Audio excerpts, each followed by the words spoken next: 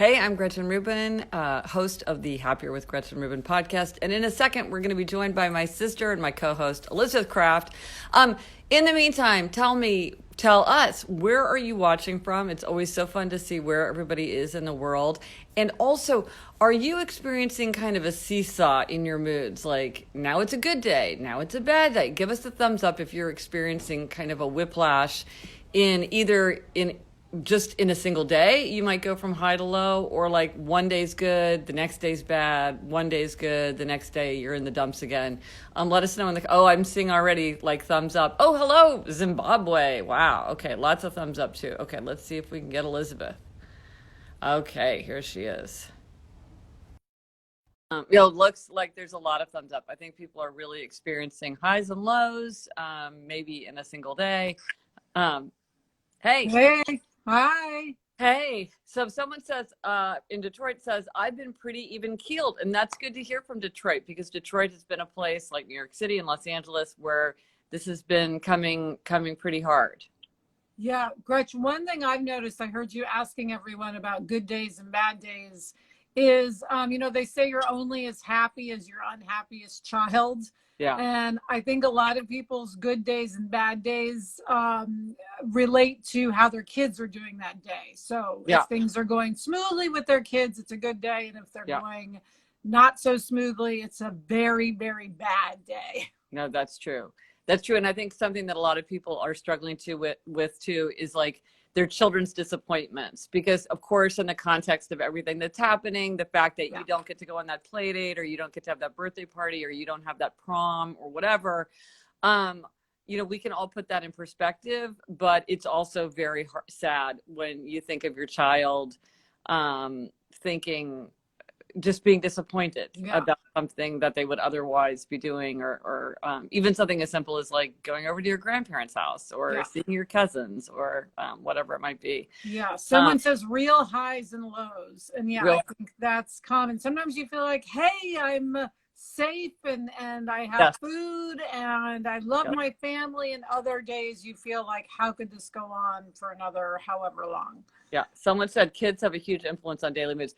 In fact, I have to say, one of the things, like, because I read a bunch of research about human nature and all this, one of the things I think is very much understudied is there's a huge amount of study about the influence of parents on children. Sometimes I think we over-exaggerate the influence of parents on children.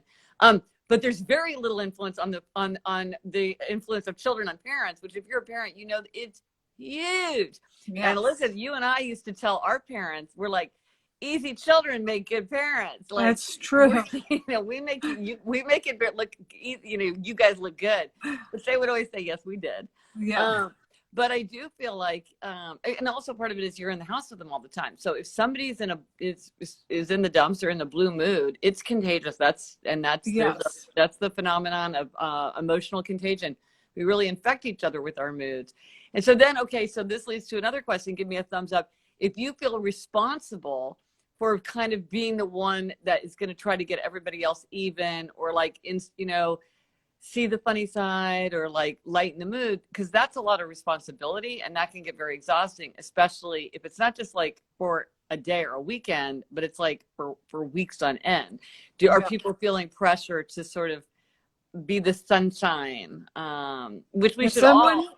Someone says strongest emotion rules the house. So I guess it's like, if you're happy, the strongest you rule. And if you're saddest, you rule.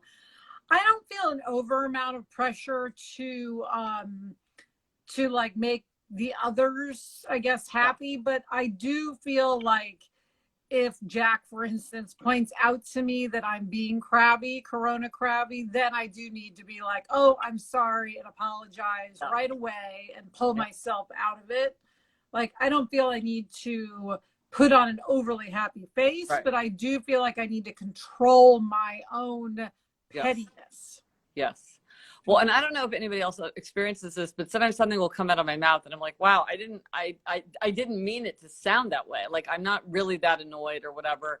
And I'm like, is it just I'm out of control, or am I feeling it more strongly that I'm admitting to myself? I'm kind of not in touch with my inner state, which I think sometimes happens. Someone says corona crabby. Yeah, that can happen.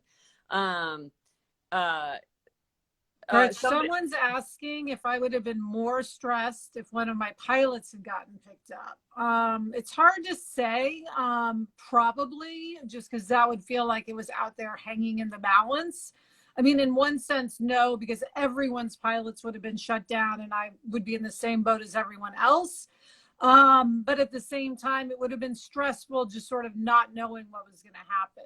Well, this reminds me, you guys had on Unhappier in Hollywood, you had a really interesting interview with somebody who had a pilot that had just started going up and running and then kind of got shut down. Yes. I think the very day of the first table read, if I recall. Yes, Sarah Watson, yes. So that was a fascinating just picture of like something, how this played out in a very specific circumstance. I thought that was fascinating. Yeah, if anyone's interested, I think maybe that's episode 151 or there. Yes, Unhappier in Hollywood. Someone says Corona Crabby is the new hangry. Oh, yes. So well put. So well put. Someone says, I am the peacemaker between my husband and son. I feel responsible for helping everyone in our family get along.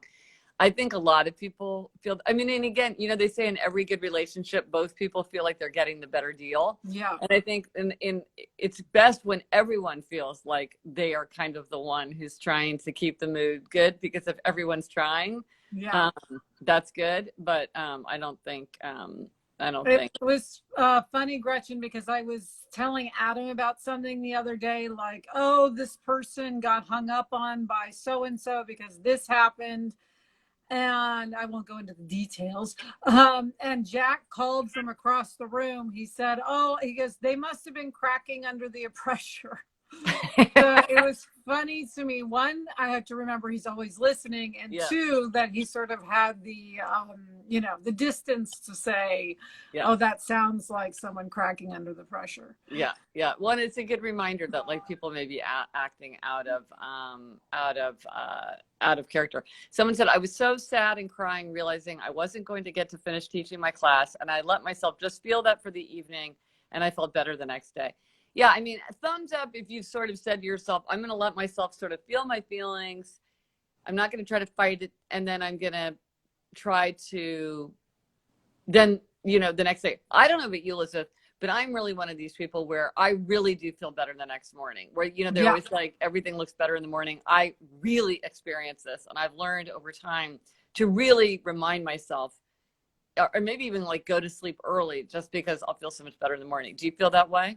Absolutely. Yes. I am definitely one of those people. And I also think it helps that I so often have to bounce back, that it's kind of second nature to me.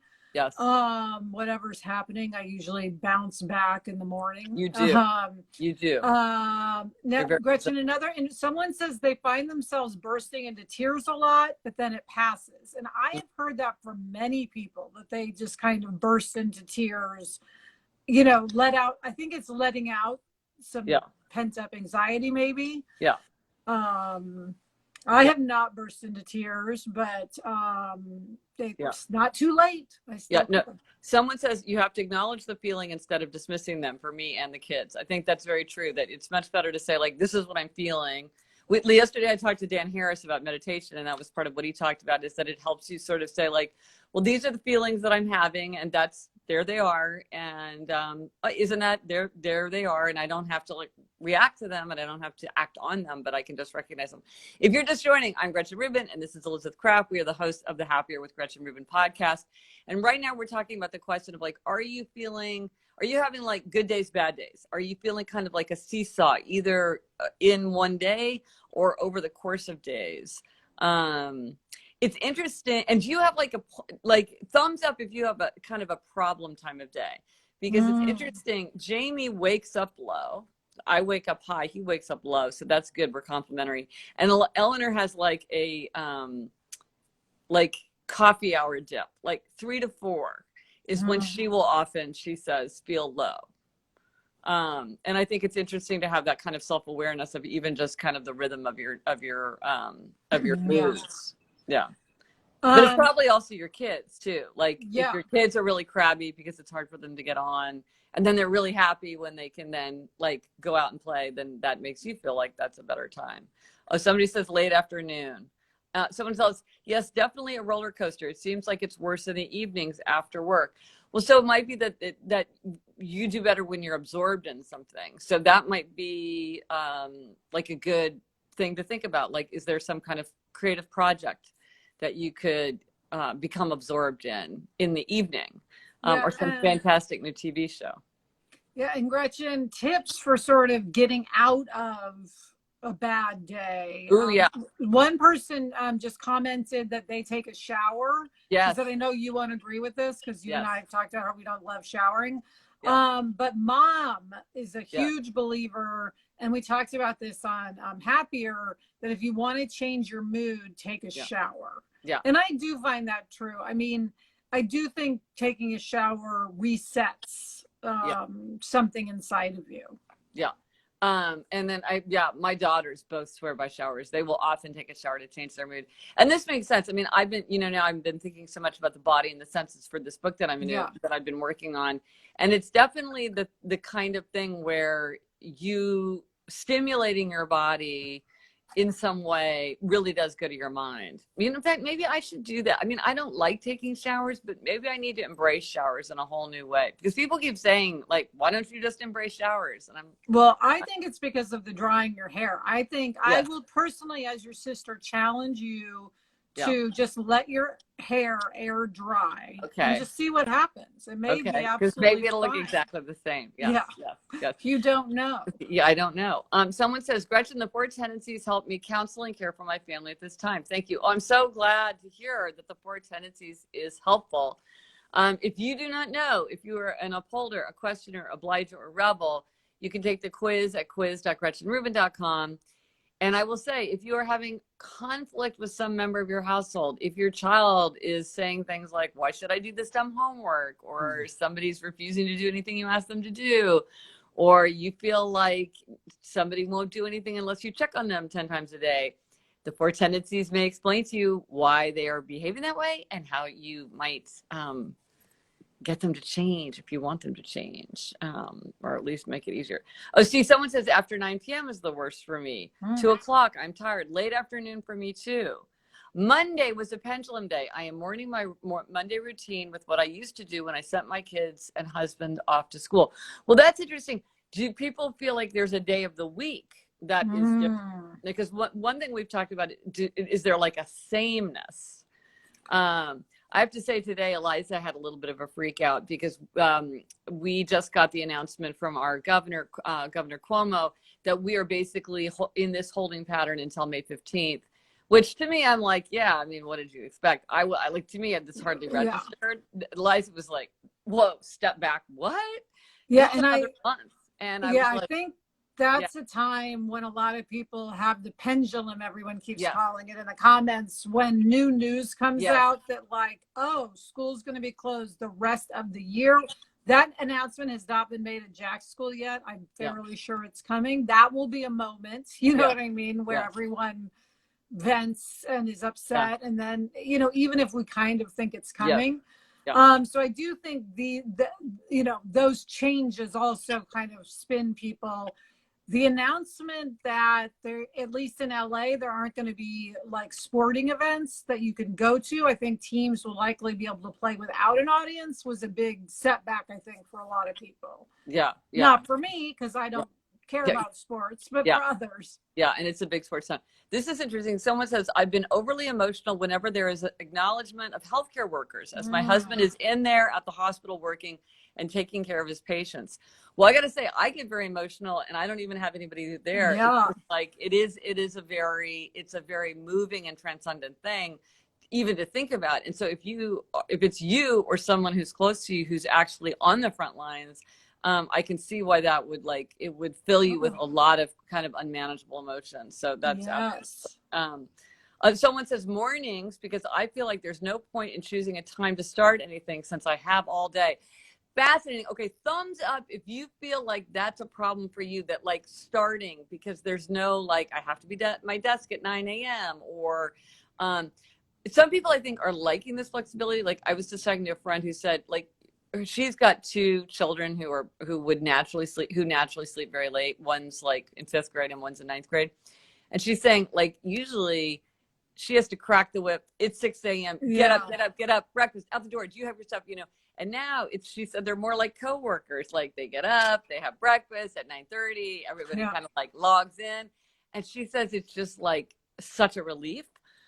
But I think for some people it's too unbounded, or like you say, you're used to sort of having your own time or having the schedule flow. As an upholder, for me, I don't like the feeling that things could happen at any time. I want things to happen at exactly the time that I think they will. So, well, and that goes, Gretchen, to your point that something that can happen anytime happens at no time. And I think a lot of people, myself included, are dealing with that right now.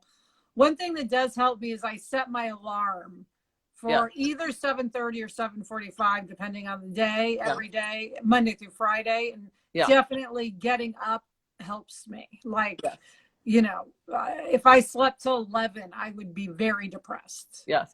Well, and I think you do something very smart as a person who's slightly more night person is that you start your morning pleasantly. So you have time by yourself. You get up before the rest of your family. You have a cup of coffee in one of your beloved mugs. You watch CNN and you're a news junkie. And so I think sometimes people want to like get up and hit the ground running with like, and it's like, it's nicer if you can ease into the day. I think like I really like my morning and I think that makes it easier to get up. Someone says, Alison Larks, I find evening and early hours past midnight are my best hours till 3 a.m. I find morning is hard for me. So now I'm able to go with my natural tendency and I feel better for it. How many people, thumbs up if you are better, if you're able to adjust your schedule to your more natural lark or owl thing. Oh, yeah. I think this is going to be huge for teenagers because they are sleeping much closer to their natural rhythms, I think. But then for some people, it might be disorienting. I think for Jack, like even just being able to sleep an extra hour just makes a big difference for him, because he does have a 9 or 9:45 a.m. Zoom he has to be on, which is I'm also glad about because that sort of starts the school day. Right. Someone's asking if I'm if I'm a news junkie during this period. Yes, I am. I want to just watch every second of this. Now, I was telling someone, Mindy in Kansas City, I was telling her, you know, I want to watch the news. I don't want to turn the news off. And she's like, well, you're also the person who's always do it. Like you watch the entire O.J. Simpson trial, start to finish. She's like, that's you. Of course you want to watch it. I'm like, oh, that's true. That's true. Yeah, you're still you. If you're just joining, I'm Gretchen Rubin, Gretchen Kraft, and Elizabeth Kraft. Yeah, Gretchen Rubin and Elizabeth Kraft, and we are the hosts of the Unhappier podcast, and we're talking kind of about good days, bad days, what you can do to kind of lift yourself up if you're having a bad day. Take a shower is one. A healthy treat is one. We've talked so much about healthy treats. I think a lot of people listening to certain music, having your own one. I forget what episode we had, or like 911 playlists or happier Spotify playlists. And I do think like some people commented like doing like a little, this isn't my family, but doing like a dance party. Yeah, not my family either. Puts a lot of families back into a good mood. And that's also exercise. Yeah. So I think that's something you can do. Yeah. No, there's a lot. Yeah. And if people have suggestions for like little quick pick me ups, put them in the comment. Oh, someone says wearing perfume or lighting a candle helps lift my mood. Someone says need good idea for healthy treats. Yes, we are all about let's get ideas for healthy treats. Gretchen, do you have a blog post about healthy treats? Were you assembling something they can look at? If you go onto GretchenRubin.com and search for healthy treats, there's a lot there. And it's an entire chapter of my book, Better Than Before, which is all about habit change, which is all about, and I have to say, of all the strategy, I talk about the 21 strategies of habit change, and the strategy of treats is definitely the most popular strategy. That is the one that everybody wants to use the most. So there's a lot of ideas for healthy treats in there. But here's a funny healthy treat that I hadn't thought of, but my daughter's boyfriend does this. And I realized, well, I think that for a certain kind of personality, this is a kind of treat. And it's a very kind of creative sort of treat, which is to make like your top 100 list or your top 50 list. Because this guy is constantly like, my 100 favorite movies, the best 30, like we were in the car together and we did like the best 20 movies about New York City. And it's really fun. And it like, you know, it's kind of a fun thing to do with other people. And, you know, it's like best sitcom, best rom-com, best movie starring Matt Damon, you know, and I think sometimes people also like to share these kind of lists. So it's like, and right now when everybody's looking for stuff to read and listen to and watch, you know, the 30 best podcasts if you love science, that'd be a great list, and it's fun to put it together. Yeah. Yeah. Another thing, Gretchen, that helps me change my mood or just reset, and this is something we can do in LA, you can't do it so much in New York, is drive with the windows down and the sunroof open, and listening to music, because driving feels like you're sort of, that's normal life, driving somewhere, even though there isn't any, you know, usually there isn't an actual place to go. But for instance, I dropped off mahjong cards to a couple of friends yesterday because they needed them and I had them. And they kept saying, no, I'll come, you can put it outside and I'll come get it. And I said, no, I want to have like an errand to do, to just like have wind in my face. So I just went, dropped them in their mailboxes, didn't see them. And it made me feel like I, you know, was productive and was just a nice change of pace. But also, wasn't it like a pleasure to drive in LA with no traffic? I mean, it must have been like, this is like delightful. You know? Oh my God, you could get anywhere right now in 20 minutes. When they say it should be 20 minutes to anywhere in LA, right now it really is. Yeah, yeah. Ooh, someone says, what about the top 10 moments of your life? Wow. Oh, that's cool. That's a fun thing.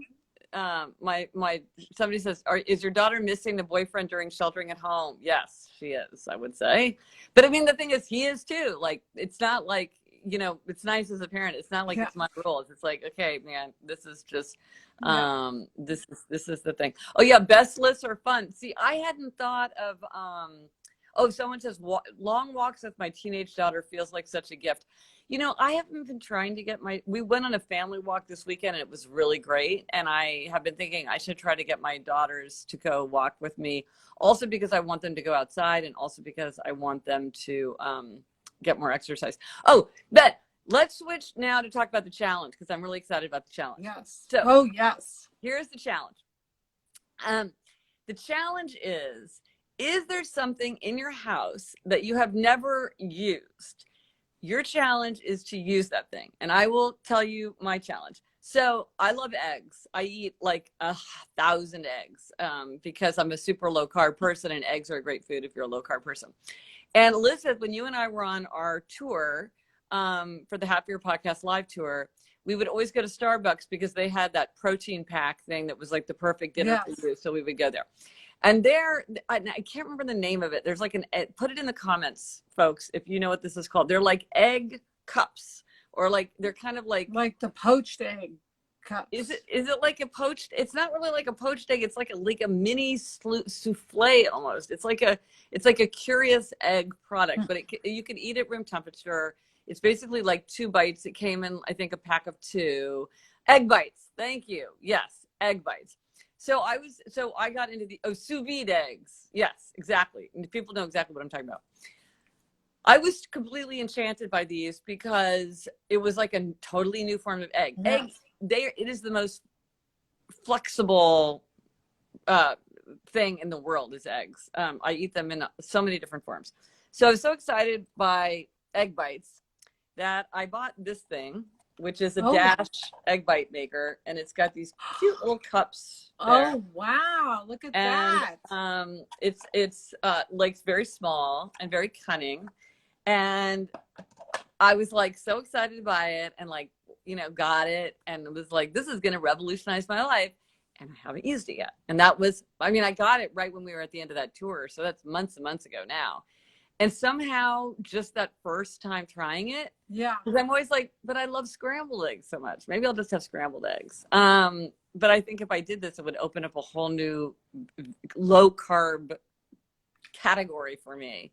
Someone points out that they have flour in them, but maybe you could probably use almond flour. Well, but the directions that I got for this, it's just eggs, I think. Good. But I'm gonna have to check. You'll report back. Well, and also maybe these don't make exactly what I think they're going to make, which is possible, because I did feel like this seems too good to be true. Usually when things are super, super delicious, it turns out that they have either flour or sugar in them. like, this is just a lesson that I have learned, but I'm like, oh my gosh, this thing is amazing. It's like, yeah, 'cause that thing's got flour and sugar in it. Yeah. But so I will try. I will try it. No, somebody says, no, they don't have flour and you can save them for later. Well, that seems like the kind of thing where it can be really useful. I'm sorry, I've got a label that's scratching me. Sorry. Someone says, am I still using the egg waffle? Oh my gosh. Chaffles. The chaffle. CHAFFLE. Go to my website, GretchenRubin.com, and you will see my hymn to the chaffle. Everybody in my family loves chaffles. Our father's making chaffles. Alyssa, you made a chaffle, but you haven't embraced chaffle. Oh no, I make them all the time. Oh, you do? Oh, yeah. I didn't know. Yes, yes. So Gretch, other devices, there people I'm sure have many devices in their houses they've never used, right? Yeah. Or because it might be something your spouse has and uses that you don't use, you know. Yes. So I knowing this, that I was thinking about this with the egg maker. We have a Peloton, and I had never learned how to use it. I didn't even know how to like get my feet in the things, which is like surprisingly tricky. So today I was like, I'm going to make myself like get on there and figure it out, because I knew we would be talking about it, and I did it. And now I have this whole new resource, which is very foolish that I had not availed myself of it, you know? And what did you think? It was good. I mean, I like going out for a walk because that does like many, many different things for me. And I'm just saying, I didn't push myself that hard. So I was reading magazines, but I had like 100 magazines stacked up. So I did feel good that I was catching up in magazines. The funny thing is like now all the old magazines, they feel so irrelevant. There were magazines where I'm like, I'm not going to read that. I'm not going to read that. So I made a big dent in my pile. So answer in the comments if there's something in your house that you think, oh yeah, this is something we're hearing so many good things, Gretch. Their air fryer. Oh, interesting. Someone said they haven't used their oven in years, so they're going to clean it out.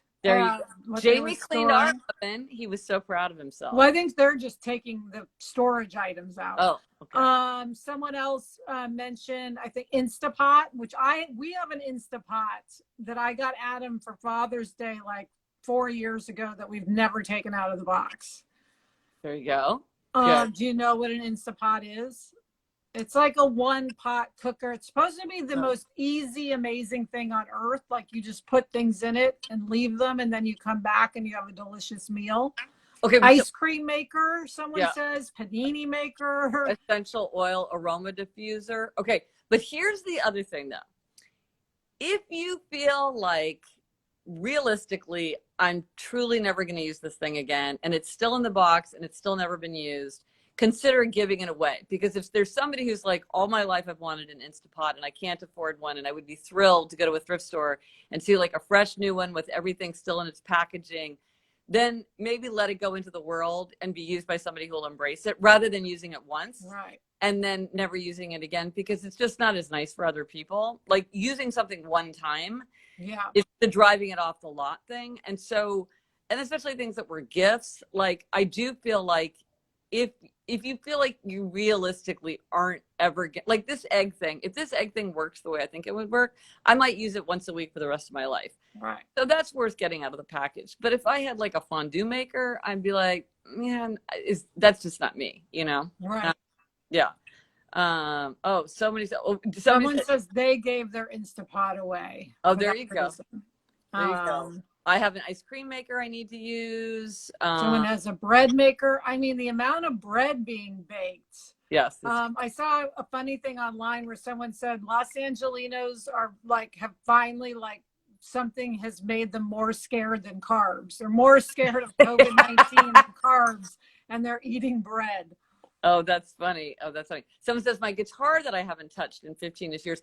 That's a great thing. What? Okay, so that guitar. Yeah. So it's the Insta Pot is one thing, but okay, thumbs up if you can think of like a creative material that you haven't engaged with. Do you have yarn that you haven't knit? Do you have colored pencils that you haven't drawn with? Do you have beads that you haven't beaded? Do you have somebody said essential oils. I feel like essential oils are kind of in that category.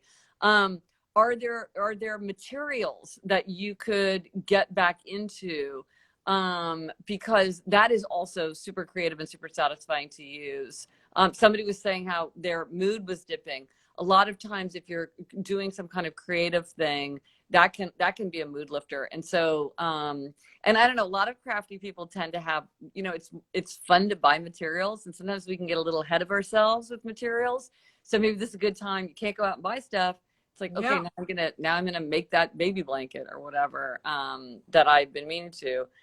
Someone said, oh yeah, sewing, laundry mending. Oh, see, that's good. Happiness Project coloring book. Yes, I do have a coloring book, the Happiness Project coloring book, and which you can get, or if you want to get one, like a sample page to download, like just one page to color, if you go to Gretchen Rubin, it's either in gretchenrubin.com/resources. I think if you go to look for that thing for that book, you'll see it there as part of the resources. Oh, Elizabeth, this is very Hollywood. Someone says, I'm an actor and I'm having to learn all kinds of new things to tape auditions right now. This is a great example of something I wrote a post about on gretchenrubin.com, which is about using this time to invest in your future self. And this is a kind of thing where this could really be useful to, because I know, Elizabeth, you were saying that more and more auditions are being done. Yes, and just all the time. Yeah. Yeah. Yeah. And we interviewed Melissa Errico on Unhappier, and she was talking about how now, and she wrote a piece for the New York Times about kind of the pros and cons of taping yourself doing an audition rather than going in live.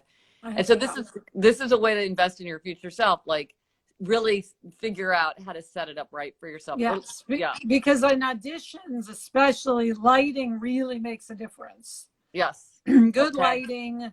And a good background, which could just be a white wall, but just a good background and you know, setup definitely matters.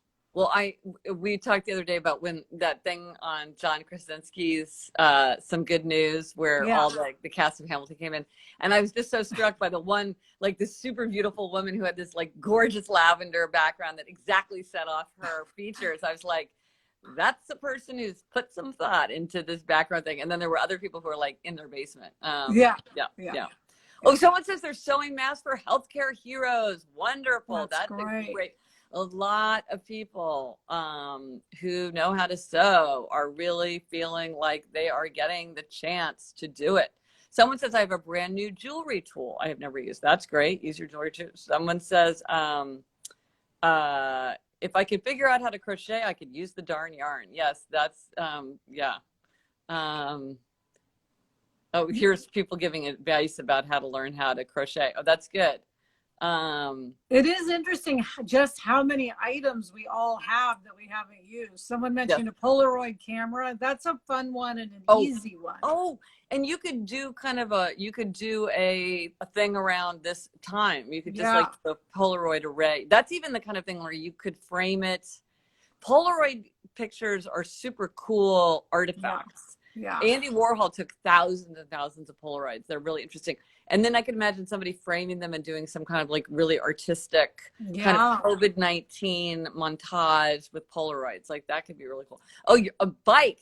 How many people are biking or want to bike more? Give us a thumbs up. That is not me. That is not you, Elizabeth, I don't think. No, I have a friend though who regularly bikes like 35 miles just on a Saturday, you know. Well, I've seen so many scooters in New York City because I guess there's no traffic. So people are like using scooters. Adults are using scooters like crazy. And of course, with my clutter clearing frenzy, I got rid of our scooter like 5 years ago. So every once in a while, but I still don't think I would be scootering. I don't think you would either. Yeah. We're not a scooter people. Well, there's so much advice here for crocheting. If you have the desire to crochet, go through the comments because people are offering up a lot of suggestions about that. I should tell Eleanor. Eleanor has this whole side of her that is like very Little House on the Prairie, and she is making pomander balls, and she wants to learn to crochet, and she's that's great. Yes. Someone says, if you ride your bike, please wear your helmet. This is not the time to go to the ER with a head injury. Excellent advice. Yes. That is true. Oh, someone says, I have no bike. I always thought I would check out the free ones, but now they are not available. Oh, that's interesting because here in New York City, I live very close to a couple stations and there's lots of them. Maybe because in New York City, people really do use them to commute. Well, but are they available now? Because they probably don't want people sharing them. No, they are there. That's they are? Maybe people, I mean, I assume people are like, will sanitize them just the way you would like a grocery basket, and they're out in the sunshine, and I think that degrades the virus. But no, I think that no, they're definitely in the stands or in the docks or whatever they're called. Because yeah, someone says, oh yes, somebody said yes, we got new helmets. Someone says needlework is very, very calming. It's the fingers moving and the mind calms. Oh, that's very beautifully put. That's exactly right. Someone says, I'm getting a beautiful Disney picture frame to keep my spirits high and as a marker of this time. Yes, that's good. I've been learning how to use watercolors. Somebody was saying to me that their whole family was doing Bob Ross. Is that his name? Yes. Yeah. I used to watch Bob Ross. Yeah. They were saying it's very meditative. It's very calm. So fun. And that if you do what he says, like you actually get a decent picture. And so, and then they sent like 3 images that like she, her husband, and her daughter did, and they looked exactly alike.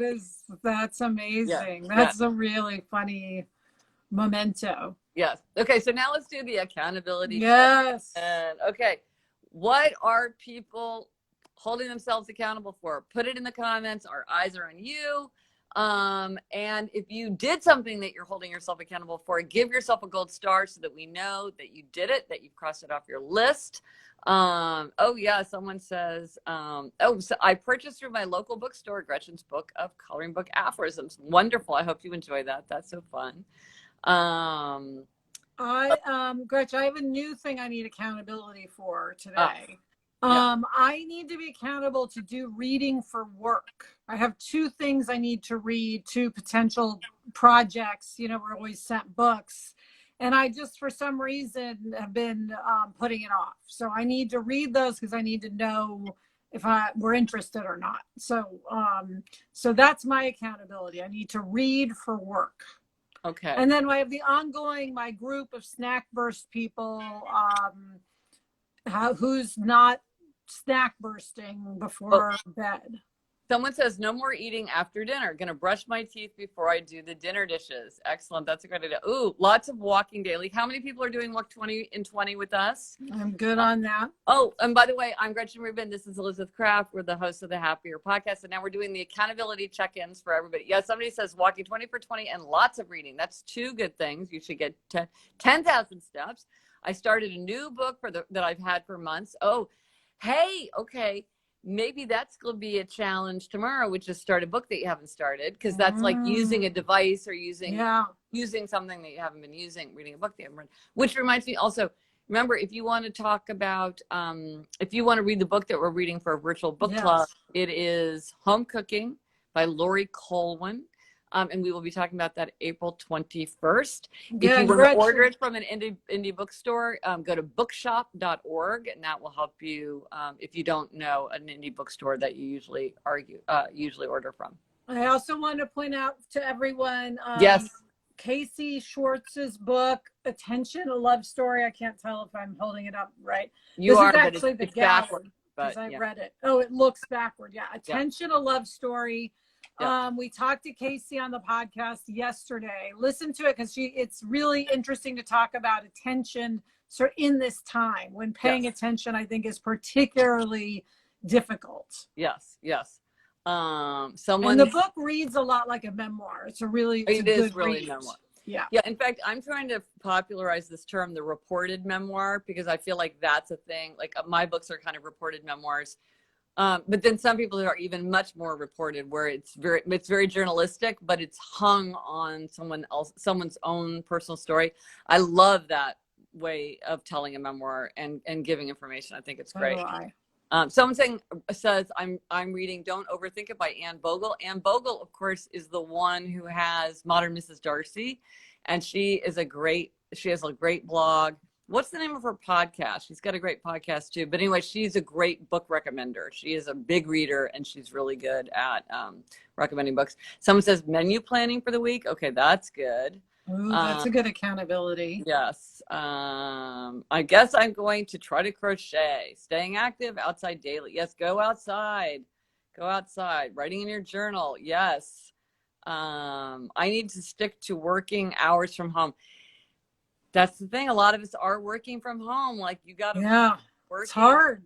It is hard. It is hard. And for people who have little kids and they're working from home, I just hats off to you. Yes. Whatever you're accomplishing, it's really, really tough. So well done. Well done. Well done. Okay. Lower the bar. Okay. Yes, lower the bar. No one's going to be surprised if your toddler waddles through with in a diaper and, hits you over the head with a, toy. Okay. So your challenge for tomorrow is use something in your household that you haven't used, something that's lying, waiting to be used. I will use my egg cooker. And listen, you're going to do your work writing. Yes, my accountability, work reading. Yeah. Work reading. Okay. So we will see you back here tomorrow. Is tomorrow Friday? Tomorrow is Friday. So it's Ask Us Anything Day. So come with your questions about anything. Yes. For us or for other listeners and viewers, we will see you here tomorrow, 4 p.m. Eastern. Let's keep our hands clean and our minds clear. Bye. Bye.